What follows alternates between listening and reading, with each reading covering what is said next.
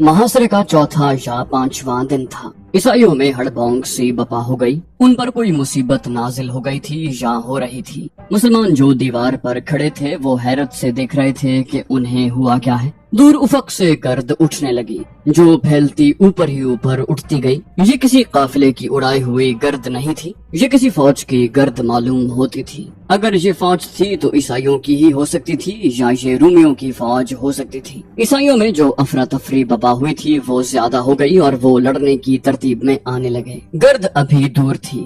ईसाइयों ने तो महासरा उठा ही दिया और वो बड़ी तेजी से एक समत को रवाना हो गए। मुसलमानों ने किले की दीवारों पर नारे लगाने शुरू कर दिए। गर्द में से एक फौज आहिस्ता आहिस्ता नमूदार होने लगी। ये मुसलमानों की फौज थी। ईसाइयों को उसकी आमद की इत्तला पहले ही मिल गई थी। मौरखों ने लिखा है कि ईसाई गैर तरबियत याफ्ता थे। वो वहाँ रुकते तो खुद महासरे में आ जाते। हम्स के दरवाजे खुल जाते और अंदर से भी मुसलमानों की फौज बाहर आ जाती। ईसाइयों का अंजाम बहुत बुरा होता। उन्होंने ये खतरा भी देख लिया था कि वो अपनी बस्तियों में कोई फौज नहीं छोड़ाए थे। लड़ाई की सूरत में मुसलमानों ने उन्हें शिकस्त देकर उन बस्तियों पर टूट पड़ना था। मुसलमानों की ये फौज जो हम्स में महसूर फौज की मदद को आई थी वो 4000 सवार थे जो काका बिन अमर की ज़ेरे कमान थे। ये सवार इस तरह आए थे कि खलीफतुर रसूल उमर रज़ियल्लाहु अन्हु को अबू उबैदा रज़ियल्लाहु अन्हु का पैगाम मिला था। तो उन्होंने कहा था कि ये ईसाई तरबियत याफ्ता फौज नहीं बल्कि ये गैर मुनज़्ज़म हुजूम है जिसे अबू उबैदा रज़ियल्लाहु अन्हु और खालिद रज़ियल्लाहु अन्हु संभाल लेंगे, लेकिन कुमक जरूरी है। चुनाचे उन्होंने साद बिन अबी वक़ास रज़ियल्लाहु अन्हु को जो इराक में मुकीम मुसलमानों की फौज के सिपाह सालार थे हुक्म भेजा कि 3 सालारों को ईसाइयों के इलाके जजीरा की तरफ भेज दो। उन सालारों में सुहेल बिन अदी, अब्दुल्लाह बिन उतबा और इयाद बिन ग़नम भी शामिल थे। उमर रज़ियल्लाहु अन्हु ने हुक्मनामे में ये भी लिखा था कि सालार काका बिन अमर को 4000 सवार देकर अबू उबैदा रज़ियल्लाहु अन्हु की मदद के लिए हुम्स भेज दिया जाए। इस तरह काका रज़ियल्लाहु अन्हु महसूर मुसलमानों की मदद को पहुंच गए। उन्हें मालूम नहीं था कि हुम्स ईसाइयों के महासरे में है। उन्हें देखकर ही ईसाई महासरा उठाकर चले गए। अमीरुल मोमिनीन ने ठीक कहा था कि ये ईसाई कोई मुनज़्ज़म फौज नहीं। ये ईसाइयों ने खुद ही साबित कर दिया और उसके साथ ही ईसाइयों ने ये भी साबित कर दिया कि मुसलमानों को ईसाइयों पर एतमाद नहीं करना चाहिए और मुसलमान अर्ज़ शाम की फतह को उस वक्त तक मुकम्मल न समझे जब तक कि वो अंदरूनी खतरों को भी खत्म न कर लें। ईसाइयों के इस जंगी इक़दाम से वाज़े हो गया था कि हम मजहब होने की वजह से या मुसलमान न होने की वजह से उनकी दिलचस्पियां और वफादारियां रूमियों के साथ हैं। खलीफा के हुक्म के मुताबिक जजीरा के तमाम इलाके को मुसलमानों ने अपनी अमलदारी में ले लिया। ईसाइयों के खिलाफ कोई तादीबी कार्रवाई न की गई। अगर कहीं ईसाइयों ने मुसल्लह मज़ाहमत की तो उनके खिलाफ जंगी कार्रवाई की गई। शुमाली सरहद को तखरीबकारी से बचाने के लिए अबू उबैदा रज़ियल्लाहु अन्हु ने सरहद पार जाकर हमले शुरू कर दिए। इससे शाम में अमन अमान हो गया। उमर बिन अल-खत्ताब ने अदलो इंसाफ में शोहरत पाई है। अदल फारूकी ज़रबुल मिसल के तौर पर इस्तेमाल होता है। उनके अदल की लाठी से सब यकसा तौर पर हाँके जाते थे। उनकी लाठी गुर्बत और इमारत, रंगो नस्ल, आका और गुलाम को नहीं पहचानती थी। उस दौर में खालिद रज़ियल्लाहु अन्हु की टक्कर का कौन सा ऐसा सालार था जिसने इस्लाम को अर्ज़े शाम, उर्दन और फलस्तीन तक फैला दिया हो। बैतुल मक़दिस का फातेह जो कोई भी था, इसमें कोई शक व शुबे की गुंजाइश नहीं कि खालिद रज़ियल्लाहु अन्हु न होते तो बैतुल मक़दिस की फतह इतनी आसान भी न होती। उमर रज़ियल्लाहु अन्हु ज़ाती तौर पर जानते थे कैसर व किसरा के खिलाफ बाज फतुहात इसलिए मुमकिन हो सकी थी कि खालिद रज़ियल्लाहु अन्हु ने गैर मामूली तौर पर दलेराना फैसले किए थे। अबू उबैदा रज़ियल्लाहु अन्हु ठंडे मिजाज के सालार थे। अगर खालिद रज़ियल्लाहु अन्हु उनके साथ न होते तो रूमियों के खिलाफ इतनी तेजी से इतनी ज्यादा कामयाबियां हासिल न की जा सकती। खुद उमर रज़ियल्लाहु अन्हु खालिद रज़ियल्लाहु अन्हु के मुतरिफ थे, लेकिन उमर रज़ियल्लाहु अन्हु को जब खालिद रज़ियल्लाहु अन्हु के खिलाफ एक ऐसी बात का पता चला जो इस्लाम की रूह के मनाफी थी और जिसे उमर रज़ियल्लाहु अन्हु नजरअंदाज भी कर सकते थे, तो उन्होंने फौरी कार्रवाई का हुक्म दे दिया। उमर रज़ियल्लाहु अन्हु ने सोचा तक नहीं कि खालिद रज़ियल्लाहु अन्हु की जो कदर कीमत है वो इतनी ज्यादा है कि ये छोटा सा इल्जाम हजम भी किया जा सकता है। बाज़ मौरखों ने लिखा है कि उमर बिन अल-खत्ताब ने मसनद खिलाफत पर बैठते ही तमाम दस्तों में एक एक दो दो मुखबर रख दिए थे जो सालारों और दीगर ओहदेदारों की जाती सरगर्मियों पर नजर रखते। جب شام میں امن و امان ہو گیا اور خالد رضی اللہ عنہ کو قنسرین کا حاکم بنا دیا گیا تو عمر رضی اللہ عنہ کو مدینہ میں اطلاع ملی کہ خالد رضی اللہ عنہ نے ایک شاعر کو جس کا نام اشس بن قیس تھا 10,000 درہم صرف اس لیے انعام کے طور پر دیے کہ اس نے قنسرین میں جا کر خالد رضی اللہ عنہ کی فتوحات کو خراج تحسین پیش کرنے کے لیے ایک قصیدہ پڑھا تھا۔ اشس بن قیس بنو کندا کا سردار تھا۔ اس نے شاعری اور مدح سرائی کو اپنا پیشہ بنا لیا تھا۔ وہ اور اس جیسے چند اور شاعر سالاروں اور حاکموں وغیرہ کے ہاں جاتے، قصیدہ پڑھتے اور تحفے تحائف اور انعام و اکرام وصول کرتے۔ اس ضمن میں اشس قنسرین خالد رضی اللہ عنہ کے ہاں جا پہنچا۔ خالد رضی اللہ عنہ امیر باپ کے بیٹے تھے، انہوں نے غربت دیکھی ہی نہیں تھی، شہزادوں کی طرح پلے بڑے تھے۔ یہ تو ان کی عظمت تھی کہ صحیح معنوں میں شہزادہ ہوتے ہوئے انہوں نے آدھی عمر میدان جنگ میں پیش قدمیوں میں زمین پر سوتے اور گھوڑے کی پیٹھ پر گزار دی۔ وہ تباً خوش ذوق تھے، فیاض تھے، ہر حسین چیز کے دل دادا تھے۔ انہوں نے اس شاعر کو جو انعام دیا تھا وہ اپنی جیب سے دیا تھا۔ اس وقت سالار اس سے زیادہ امیر ہوتے تھے، جس کی وجہ یہ تھی کہ دشمن کے جس سالار کو وہ ذاتی مبازرت میں شکست دیتے ان کے تمام تر مال و دولت کے خود حقدار ہوتے۔ اس کے علاوہ انہیں مال غنیمت میں سے بھی حصہ ملتا۔ خالد رضی اللہ عنہ نے دشمن کے بے شمار سالاروں کو ذاتی مقابلوں میں قتل کیا تھا۔ ان کے مال و اموال خالد رضی اللہ عنہ کے حصے میں آئے تھے۔ تاریخ گواہ ہے کہ خالد رضی اللہ عنہ نے اتنا مال و دولت اپنے پاس رکھا ہی نہیں تھا۔ مورخوں نے لکھا ہے کہ شام کی جنگ ختم ہوئی تو خالد رضی اللہ عنہ نے اپنے سوار دستے کے سواروں کو اپنی جیب سے نقد انعامات دیے۔ ان کے سوار دستے نے جو کارنامے کر دکھائے تھے وہ ہم بیان کر چکے ہیں۔ وہ اس سے بھی بڑے انعام کے حقدار تھے، لیکن خلافت مدینہ کی نگاہ میں انعام کا تصور کچھ اور تھا، اور وہی اسلام کی روح کے عین مطابق تھا۔ عمر بن خطاب رضی اللہ عنہ نے تاریخ اسلام کے مشہور مؤذن بلال رضی اللہ عنہ کے ہاتھ ابو عبیدہ رضی اللہ عنہ کو ایک تحریری حکم نامہ بھیجا۔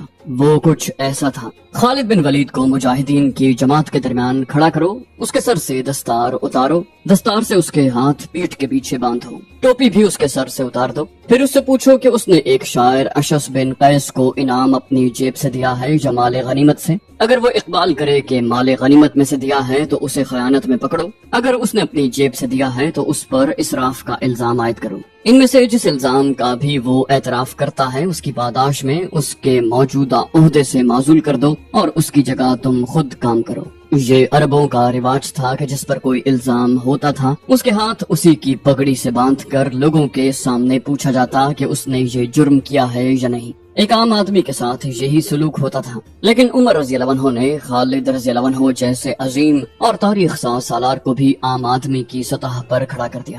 مورخوں نے لکھا ہے کہ ابو عبیدہ رضی اللہ عنہ نے جب یہ حکم نامہ پڑھا تو ان پر سناٹا طاری ہو گیا۔ اگر عمر رضی اللہ عنہ ابو عبیدہ رضی اللہ عنہ کو تھوڑی سی بھی اجازت دے دیتے کہ وہ یہ تحقیقات اپنے طور پر کر لیں تو ابو عبیدہ رضی اللہ عنہ خالد رضی اللہ عنہ کے ساتھ یہ طریقہ اختیار نہ کرتے، لیکن وہ جانتے تھے کہ عمر رضی اللہ عنہ ڈسپلن اور عدل و انصاف کے معاملے میں کس قدر سخت ہیں۔ اس وقت ابو عبیدہ رضی اللہ عنہ حمص میں اور خالد رضی اللہ عنہ قنسرین میں تھے۔ ابو عبیدہ رضی اللہ عنہ نے قاصد کو بھیجا کہ وہ قنسرین سے خالد رضی اللہ عنہ کو بلا لائیں۔ قاصد نے جب خالد رضی اللہ عنہ کو پیغام دیا تو خالد رضی اللہ عنہ اچھل کر اٹھے، نعرہ لگانے کے انداز میں کہا: خدا کی قسم، مجھے ایک اور جنگ لڑنے کے لیے بلایا گیا ہے۔ خالد رضی اللہ عنہ اس خوشی کو دل میں بسائے حمص پہنچے کہ رومیوں یا بیزنطینیوں کے خلاف کوئی بڑی جنگ لڑی جانے والی ہے، لیکن وہ جب ابو عبیدہ رضی اللہ عنہ کے سامنے گئے تو ابو عبیدہ رضی اللہ عنہ کے چہرے پر اداسی کے آثار تھے۔ خالد رضی اللہ عنہ نے ان کے پاس بیٹھتے ہوئے پوچھا: امین الامت، کیا وہ غلط ہے جو میں سمجھ کر آیا ہوں؟ ابو عبیدہ رضی اللہ عنہ نے غم سے بوجھل آواز میں خالد رضی اللہ عنہ سے کہا: ابو سلیمان، امیر المومنین نے تجھ پر الزام عائد کیا ہے کہ تو نے 10,000 درہم اشس کو دیے ہیں۔ وہ اگر مال غنیمت سے دیے ہیں تو یہ خیانت کا جرم ہے، اور اگر اپنی جیب سے دیے ہیں تو یہ فضول خرچی ہے جو اسلام کی نگاہ میں ناجائز ہے۔ بلال یہی جواب لینے آیا ہے۔ خالد رضی اللہ عنہ کا رد عمل یہ تھا کہ ان پر خاموشی طاری ہو گئی۔ ابو عبیدہ رضی اللہ عنہ نے ایک بار پھر پوچھا: लेकिन खालिद रज़ी अल्लाह अन्हु के मुंह से एक लफ्ज भी न निकला। दरअसल अबू उबैदा रज़ी अल्लाह अन्हु चाहते थे कि खालिद रज़ी अल्लाह अन्हु कुछ न कुछ जरूर कहें ताकि वो तरीका इख्तियार न करना पड़े जो अमीरुल मोमिनीन ने इख्तियार करने को लिखा था। खालिद रज़ी अल्लाह अन्हु पर ऐसा असर हुआ कि उन्होंने बिलाल रज़ी अल्लाह अन्हु की तरफ देखा भी नहीं। आखिर अबू उबैदा रज़ी अल्लाह अन्हु ने बिलाल रज़ी अल्लाह अन्हु की तरफ देखा। इसका मतलब ये था कि बिलाल अरबों के रिवाज के मुताबिक खालिद रज़ी अल्लाह अन्हु से बयान ले। बिलाल रज़ी अल्लाह अन्हु पूरा हुक्म लेकर आए थे। उन्होंने कार्रवाई मुकम्मल करके जाना था। खालिद रज़ी अल्लाह अन्हु ने थोड़ी सी मोहलत मांगी जो उन्हें दे दी गई। ये मोहलत तो उन्हें मिलनी ही थी क्योंकि दस्तूर के मुताबिक तमाम फौज को इकट्ठा करना था जिसके सामने खालिद रज़ी अल्लाह अन्हु से एतराफ़े जुर्म करवाना था। खालिद रज़ी अल्लाह अन्हु की एक बहन फातिमा हुम्स में रहती थी। खालिद रज़ी अल्लाह अन्हु उनके पास गए और उन्हें बताया कि उमर रज़ी अल्लाह अन्हु ने उन पर क्या इल्जाम आयद किया है। बहन से मशवरा लेने की जरूरत ये पेश आई थी कि उमर रज़ी अल्लाह अन्हु खालिद रज़ी अल्लाह अन्हु के करीबी रिश्तेदार थे। फातिमा ने बड़े दुख से उमर रज़ी अल्लाह अन्हु के खिलाफ एक बात कह दी। खालिद रज़ी अल्लाह अन्हु पहले ही मग़मूम थे और किसी हद तक मुश्तइल भी। उन्हें अपनी बहन का मशवरा अच्छा लगा और वो वापस अबू उबैदा रज़ी अल्लाह अन्हु के पास चले गए। उनसे कहा, अमीरुल उम्मत, मैंने कोई जुर्म नहीं किया, मैं कोई बयान नहीं दूंगा। उसके बाद जमीन व आसमान ने जो मंजर देखा उसे देखकर भी कोई फर्द यकीन नहीं करता था कि ये सलूक इस अजीम शख्सियत के साथ हो रहा है जो अजमत इस्लाम का सुतून है। जहाँ खालिद रज़ी अल्लाह अन्हु के हाथ उनकी पीठ के पीछे उनकी दस्तार से बंधे हुए थे, उनके सर से टोपी उतरी हुई थी और वो जमीन पर दो जानू बैठे हुए थे और बिलाल रज़ी अल्लाह अन्हु उनके सामने खड़े एतराफ़े जुर्म करवा रहे थे। वो पूछ रहे थे, ए इब्ने वलीद, तूने अशस को 10,000 दिरहम अपनी जेब से दिए हैं या माले गनीमत से? खालिद रज़ी अल्लाह अन्हु के चेहरे का रंग उड़ा हुआ था। वो खामोश रहे। बिलाल रज़ी अल्लाह अन्हु ने एक बार फिर पूछा। खालिद रज़ी अल्लाह अन्हु फिर भी खामोश रहे। बिलाल रज़ी अल्लाह अन्हु ने कहा, इब्ने वलीद, मैं अमीरुल मोमिनीन के हुक्म की तामील कर रहा हूँ, जवाब दे, तूने 10,000 दिरहम अशस को अपनी जेब से दिए थे या माले गनीमत से? खालिद रज़ी अल्लाह अन्हु ने आखिर जवाब दिया, अपनी जेब से। बिलाल रज़ी अल्लाह अन्हु ने उनके हाथ खोल दिए और अपने हाथों पगड़ी उनके सर पर रखी। फिर उनसे कहा, हम सब पर अमीरुल मोमिनीन के हुक्म की तामील फर्ज है। हम हर सालार की इज्जत करते हैं। वहाँ जितनी फौज थी उस पर खामोशी तारी थी। इस खामोशी में इज़्तिराब छुपा हुआ था। हर किसी के चेहरे पर गिला और शिकवा था। कम से कम खालिद रज़ी अल्लाह अन्हु के साथ ऐसा सलूक नहीं होना चाहिए था, लेकिन नज़्म व ज़ब्त का तकाजा था कि एक जायज कार्रवाई के खिलाफ कोई नहीं बोल सकता। अबू उबैदा रज़ी अल्लाह अन्हु और बिलाल रज़ी अल्लाह अन्हु की भी ये कैफियत थी कि वो आंखें ऊपर करके नहीं देखते थे, उनकी नजरें जमीन पर लगी हुई थी। खालिद रज़ी अल्लाह अन्हु इस ख्याल से घोड़े पर सवार हुए और वहाँ से निकल आए कि मामला यहीं पर खत्म हो गया है। 7-8 दिन गुजर गए। खालिद रज़ी अल्लाह अन्हु को कोई हुक्म न मिला। वो हुम्स गए और अबू उबैदा रज़ी अल्लाह अन्हु से मिले। अबू उबैदा रज़ी अल्लाह अन्हु ने अमीरुल मोमिनीन का हुक्मनामा खालिद रज़ी अल्लाह अन्हु के सामने करते हुए कहा, अबू सुलेमान, ये पढ़ लो। ये वो हुक्मनामा था जो अमीरुल मोमिनीन ने अबू उबैदा रज़ी अल्लाह अन्हु की तरफ भेजा था कि खालिद रज़ी अल्लाह अन्हु जो भी एतराफ करें उन्हें माजूल कर दिया जाए। खालिद रज़ी अल्लाह अन्हु ने अबू उबैदा रज़ी अल्लाह अन्हु से कहा, तुझ पर अल्लाह की रहमत हो अमीनुल उम्मत, अमीरुल मोमिनीन का ये हुक्म मुझे उसी रोज क्यों ना सुना दिया? अबू उबैदा रज़ी अल्लाह अन्हु ने कहा, खुदा की कसम अबू सुलेमान, मुझे अंदाजा था इस दुख का जो तुझे होना था। मैं अपनी जबान से तुझे दुख नहीं दे सकता था। ये दुख मेरे लिए भी कम नहीं कि तुझे माजूल कर दिया गया है। खालिद रज़ी अल्लाह अन्हु खामोशी से अपने घोड़े पर सवार हुए और हुम्स से निकल आए। तारीख ये बताने से कासिर है कि उस वक्त खालिद रज़ी अल्लाह अन्हु क्या सोच रहे थे। उनकी जज्बाती दुनिया में कैसे कैसे जलजले आ रहे थे। उन्होंने अपनी जेब से ये इनाम दिया था। इसे वो जुर्म नहीं समझते थे। वो यही समझते थे कि उन्हें जो सजा दी गई है वो बहुत संगीन है। उनकी जिंदगी में ये दूसरा मौका था कि वो सोचों और ख्यालों की भूल भुलैयों में भटकते सफर कर रहे थे। एक रोज जब वो मक्के से मदीने को तन्हा जा रहे थे, उन्होंने मदीने जाकर रसूल अकरम सल्लल्लाहु अलैहि वसल्लम के दस्ते मुबारक पर इस्लाम कबूल करना था और अब वो हुम्स से अपनी माजूली का हुक्म सुनकर किंसरीन को जा रहे थे। उनके जहन में इज़्तिराब का रंजो अलम का और न जाने कैसी कैसी सोचों का तूफान उठता था और वो उस तूफान के जन्नाटे सुनते जा रहे थे।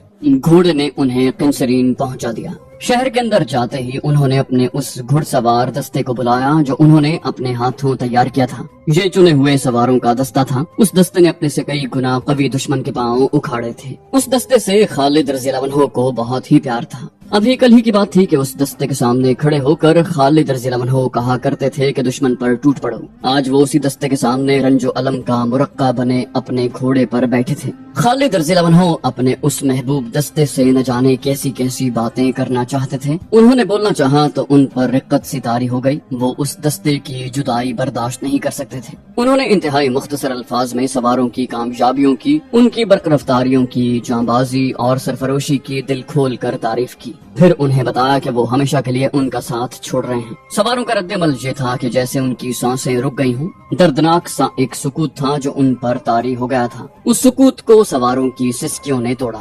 خالد رضی اللہ عنہ نے گھوڑا موڑا اور وہاں سے ہٹائے۔ یہ منظر ان کی برداشت سے باہر تھا۔ وہاں سے وہ ہمس گئے، تمام مجاہدین سے ملے، بوجھل دل سے سب کو خدا حافظ کہا اور مدینے کو روانہ ہو گئے۔ خالد رضی اللہ عنہ مدینہ میں داخل ہوئے، لیکن ایک فاتح سالار کی حیثیت سے نہیں کہ لوگ گھروں سے باہر آ کر ان کا استقبال کرتے۔ ان کی حیثیت ایک سزا یافتہ مجرم کی سی تھی۔ اتفاق سے عمر رضی اللہ عنہ انہیں ایک گلی میں آتے مل گئے۔ عمر رضی اللہ عنہ نے خالد رضی اللہ عنہ کی جنگی کارناموں کو ان الفاظ میں سراہا: ابو سلیمان، تو نے وہ کام کیا ہے جو کوئی اور نہیں کر سکتا تھا، مگر ہر کام اللہ کرتا ہے۔ خالد رضی اللہ عنہ نے کہا: اور تو نے جو کام کیا ہے وہ کسی بھی مسلمان کو پسند نہیں آیا۔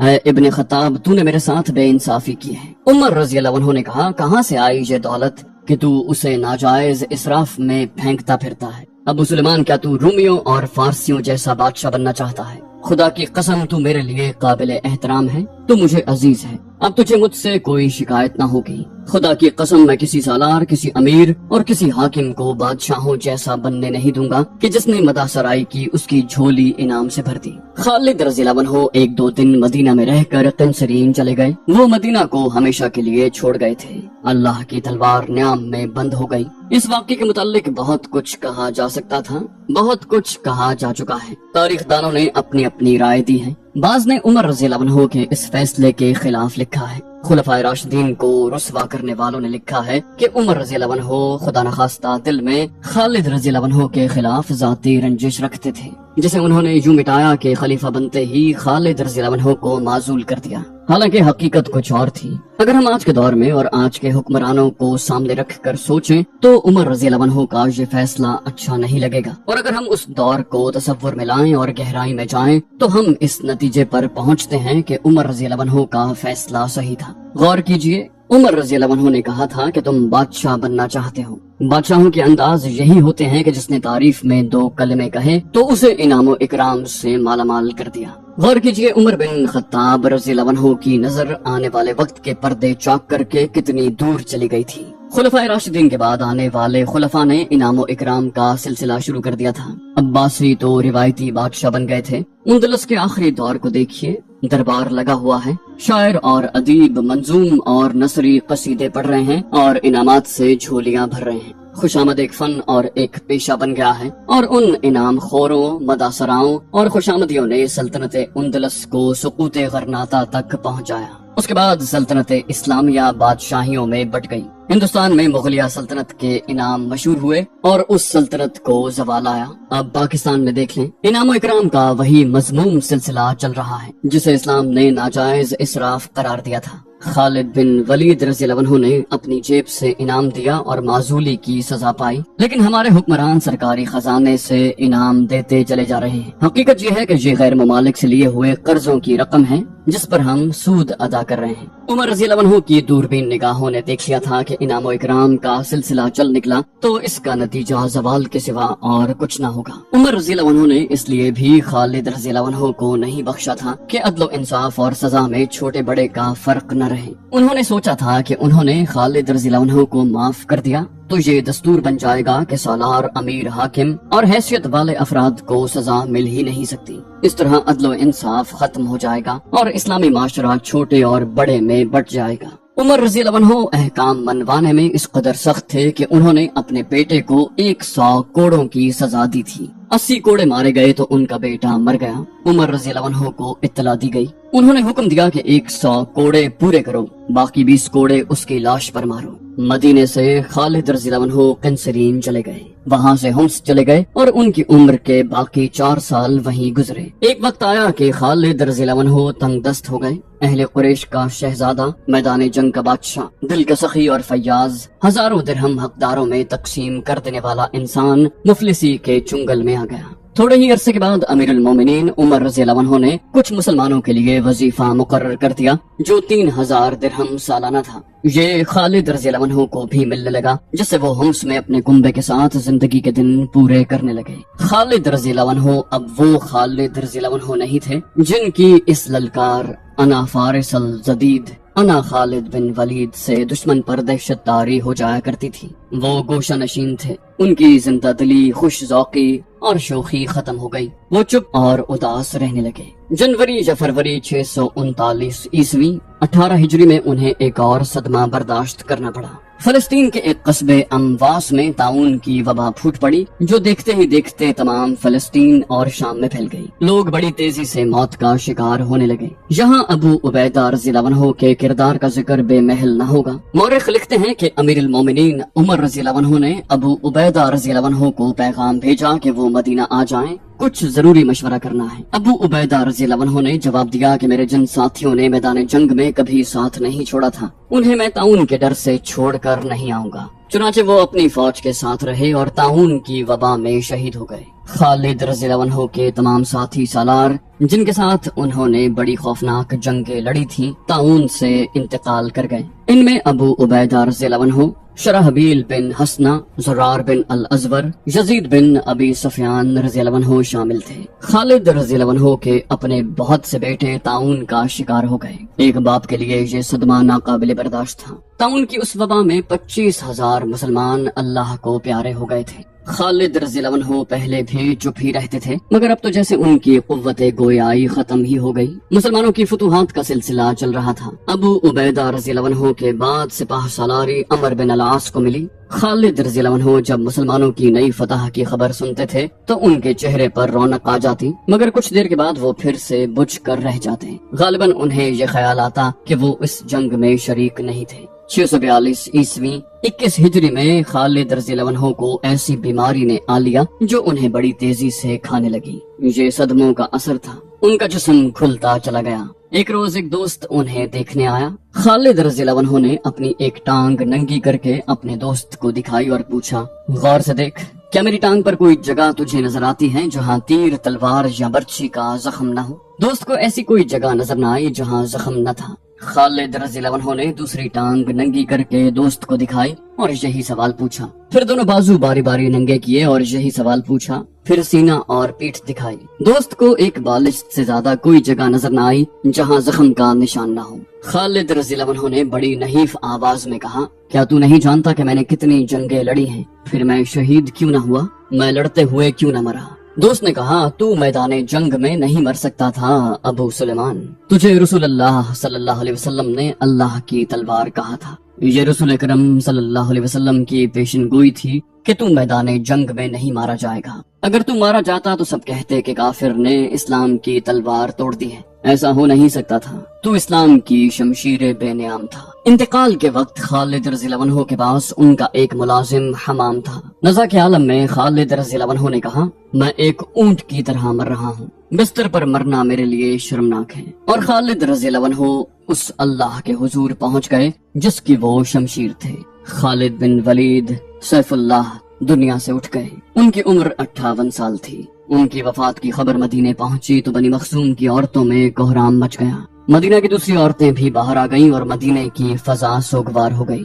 عورتوں کی آہو بکا سے مدینہ کی فضائیں گونج اٹھی۔ امیر المومنین عمر رضی اللہ عنہ نے خلافت کی مسند پر بیٹھتے ہی یہ حکم جاری کیا تھا کہ کسی وفات پر گریہ وزاری نہیں کی جائے گی۔ ان کے اس حکم پر سختی سے عمل ہوتا رہا تھا، مگر خالد رضی اللہ عنہ کی وفات پر عورتیں گھروں سے باہر آ کر بین کر رہی تھیں۔ عمر رضی اللہ عنہ نے اپنے گھر میں بیٹھے یہ آوازیں سنی تو وہ غصے سے اٹھے اور دیوار کے ساتھ لٹکتا ہوا درہ لے کر تیزی سے باہر کو چلے، لیکن دروازے میں رک گئے۔ کچھ دیر سوچ کر واپس آ گئے اور درہ وہیں لٹکا دیا جہاں سے اٹھایا تھا۔ عمر رضی اللہ عنہ نے اعلان کیا، بنی مخزوم کی عورتوں کو رونے کی اجازت ہے، انہیں ابو سلیمان پر رونے دو، ان کا رونا دکھاوے کا نہیں، رونے والے ابو سلیمان جیسوں پر ہی رویا کرتے ہیں۔ ہومس میں ایک بڑا حسین باغ ہے، پھولوں کی کیاریاں ہیں، درمیان میں راستے ہیں، درخت ہیں، اس باغ میں ایک مسجد ہے جو مسجد خالد بن ولید کے نام سے مشہور ہے، بہت دلکش مسجد ہے، اور اس مسجد کے ایک کونے میں خالد رضی اللہ عنہ کی قبر ہے۔